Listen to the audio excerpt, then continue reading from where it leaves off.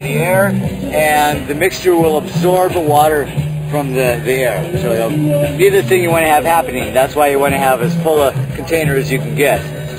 You need glass, wood or plastic or anything like that. You'll get some leaching of flavor from the container. So you soak it in there for 10 days. Actually, you only need 4 days.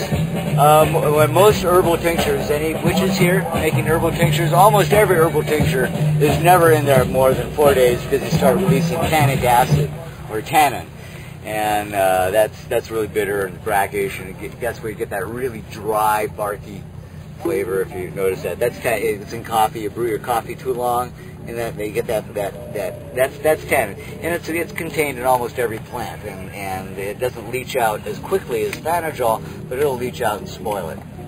So 4 days is fine, no more than 10 if you're nuts. I won't get any stronger than 10. You can check the color every day. I get kind of a greenish brown color. I know some people that make their own similar to mine, and they add food coloring from the cake section at the grocery store to make it greener. That's fine. That won't kill you. It's not poisonous in any way. I'm just a purist. I think that ain't right. You know, I think just the colors that the plants themselves create. Okay, 4 days ought to be enough. Then when you have 100 proof, you're extracting the chlorophyll, and that's the green. All plants contain chlorophyll. Even gray plants, they have to have it for photosynthesis. So it's in there, and it comes out green. Yeah, you don't want it to be too hot or in the sun. It'll break down, yeah. So basement, cool, dry place? Closet's good. Okay, after 4 to 10 days, then you open it up. Take a good whiff. Oh, that's good absinthe. Then you take all of the wormwood out, strain it out, nice big funnel with a coffee filter I find works best. I pour it all out, then I squeeze it and I press it, and I try and get every little dribble out of it. Better watch out, this is pretty dear. And then take all that wormwood mash stuff and get it out of the house. It's stinky poo. It's just awful, reeky stuff. I dump it in the alley and it just stinks up the whole neighborhood. It's seriously stinky stuff. So anyway, you take it out there, strain it out, get rid of it. Don't compost it. Don't compost it because it contains an ingredient that inhibits the growth of other plants. After you strain that out and got a nice container, you start step number 2, throwing in all the other psychoactive ingredients. Ingredient number 1 is Angelica, which, hey, witches here, herbalists.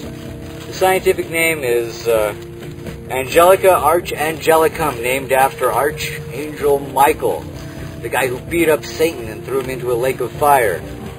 Tough dude, this is his plant.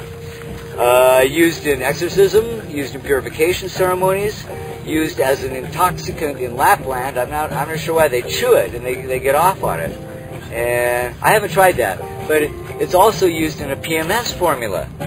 So this mellows you out somehow. This somehow, if you can tackle me PMS, if you can beat up Satan and throw him in a lake, if you can calm down a woman with PMS, this is good shit. Throw a heaping tablespoon of that in there. And after the Angelica, you throw in a heaping teaspoon of hyssop. Hyssop. Hyssop. An ancient herb. An ancient herb. Back in the Middle Ages, when people had a lot of BO and very little soap, they'd spread this on the floor around the room to try and keep down the stink. In recent years, it was a fad among elderly English women going to church who, I don't know if you've ever been to an English church, you nod off constantly. Oh, it's brutal. They put fresh hyssop in their Bibles, and every time they'd nod off, the smell of the hyssop would revive them again. One of the most interesting other ingredients is this. This is fennel seed. Fennel seed. The plant, Phreaking vulgaris, grows all over the place in Southern California. And it's very easy to harvest your own if you harvest it in an ecologically non-invasive manner, not near the road where it's all covered with smog and it's going to kill you. Go inland, a nice fresh place. Don't tear up the land. Wait till the whole plant itself dies and the seeds are dry. Then you just go up there and harvest bags and bags and bags of the seeds. That's what I do. Or if you're afraid of going out into the wild, you just go to the health food store and buy a jar of it. Go to the supermarket, Health Foods R Us, and buy yourself a big bag. Now, both anise and fennel contains mildly psychoactive ingredients called hallucinogens, which may explain their popularity among kids who, can't buy beer. Next best thing. And I think this is probably the main thing that has a synergistic effect with the thanajol and wormwood. And when I make it using fresh ingredients, I use 7 ounces fresh to 5 ounces fennel seed. Otherwise, it has more like a heaping teaspoon in the kits. Also, after fennel, then this stuff goes in there. You can probably recognize it. Coriander seed, same, also known as cilantro. Cilantro, coriander, same thing. Take the seed, or if you grow the plant, upper bodies of the plant, seed's good. I just grab this stuff and toss it in. A nice 5-finger chopstick grab is good.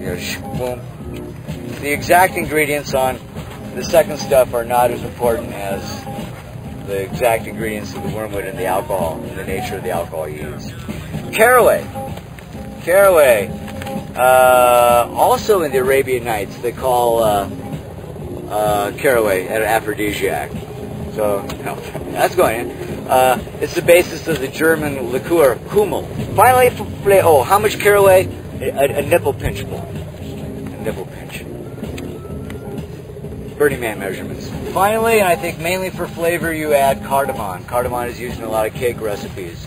You can find it in the cake and baking parts of the store as powder, or you can buy it decorticated or in seed form in the health food store. Doesn't matter. Where were we? Oh yeah, nipple pinch. Nipple pinch of the cardamom. Okay, so all that's gone in there. The angelica, the hyssop, the coriander, the aniseeds, the caraway, and the cardamom goes in there. There's my prop. Goes all in there. I put all that in there during yesterday's workshop, and then you wait 4 days. So this is waiting day 1. This will be ready Friday. That's 4 days on top of because you've already strained out the wormwood, and then you put all that shit in there and leave that for another 4 days.